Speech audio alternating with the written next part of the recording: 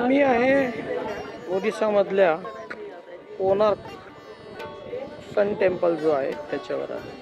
हा तो असा सन टेम्पल आहे, खूप प्रचंड गर्दी आहे आणि हा रथाच्या आकाराने तो तयार केलेला आहे। आता तो त्याच्यावर शिल्प कोणती आहेत तर शिल्प आपण बघूया। तर रथाच्या आकाराचा होता, तर रथ आपल्याला इथे दिसतोय, रथाचे चाक आहेत। तर आता हे रथ दिसतोय आपल्याला, पण याच्यावर प्रामुख्याने व्याल वगैरे दिसतात। इथं बघितलं तर व्याल दिसतोय, पण व्यालच्या बरोबर बरीचशी शिल्प आहेत जी परिचित आहेत।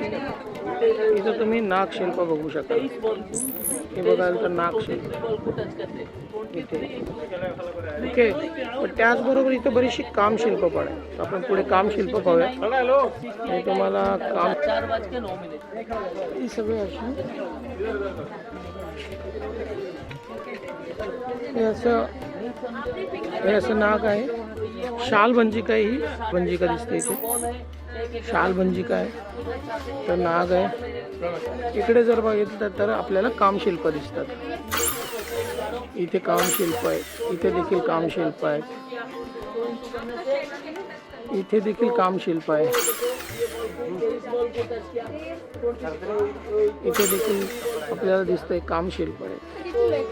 आणि हे चक्र जरी असलं, हे आपलं रथाचा चाक जरी असला तरी इथे आपल्याला परत कामशिल्प दिसतात। ही जर नीट पाहिलीत तर ही सगळी कामशिल्प आहेत, हे सगळी कामशिल्प आहेत। हे याच्यामध्ये प्रत्येक चाकाच्या त्याच्यामध्ये कामशिल्प आहेत।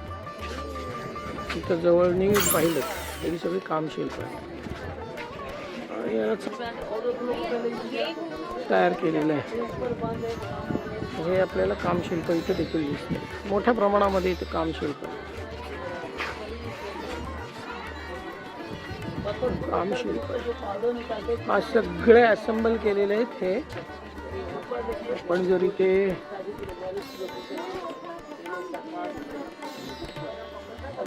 हे सगळे दिसत आहेत आपल्याला, हे व्याल आहे इथे परत, आणि शालभंजिका आहे, नागशिल्प आहेत। हे सगळे दगड रचून केलेले आहे आणि कोरीव काम आहे। छोटे छोटे जे त्याच्यामध्ये आपल्याला ते नागशिल्प दिसतात।